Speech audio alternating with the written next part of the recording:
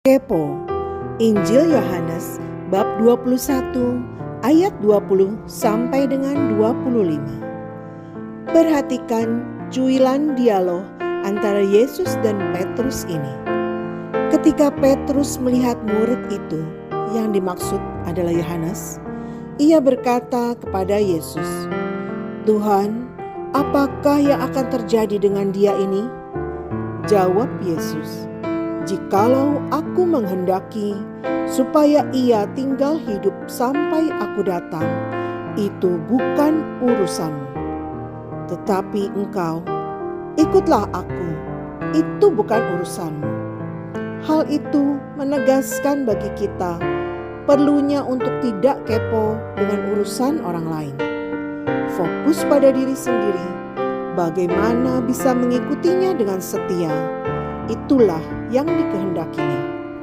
Meskipun demikian, kata-kata Yesus tersebut tetap digoreng oleh para murid yang melahirkan rumor bahwa Yohanes tidak akan mati.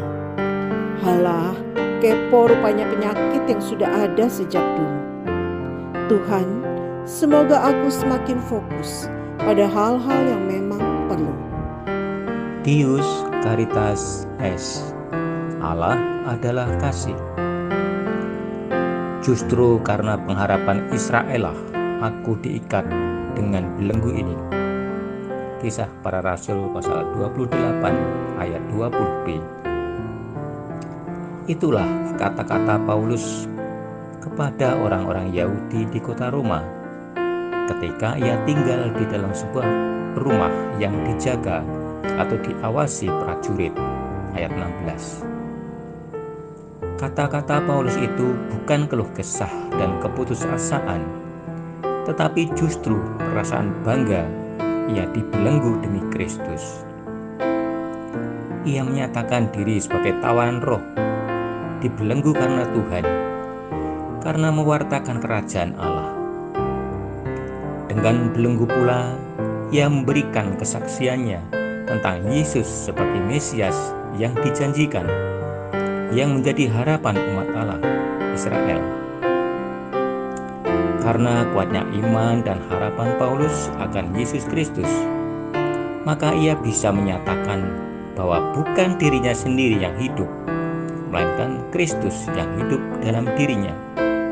Galatia 2 ayat 20. Jadi, dalam belenggu derita penjara, justru iman Paulus semakin berkembang dan mendalam. Maka ia mampu menyemangati jemaat agar semakin cinta akan Tuhan dan semakin berani bersaksi.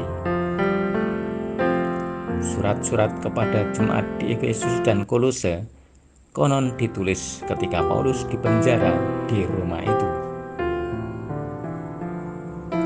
Bagaimana dengan saya dan Anda di zaman ini? Tuhan memberkati umat yang dalam suasana sulit, penuh derita, namun justru berkembang dalam imannya dan semakin mendalam. Nosy, John chapter 21 verses 20 to 25. Consider this excerpt of the dialogue between Jesus and Peter.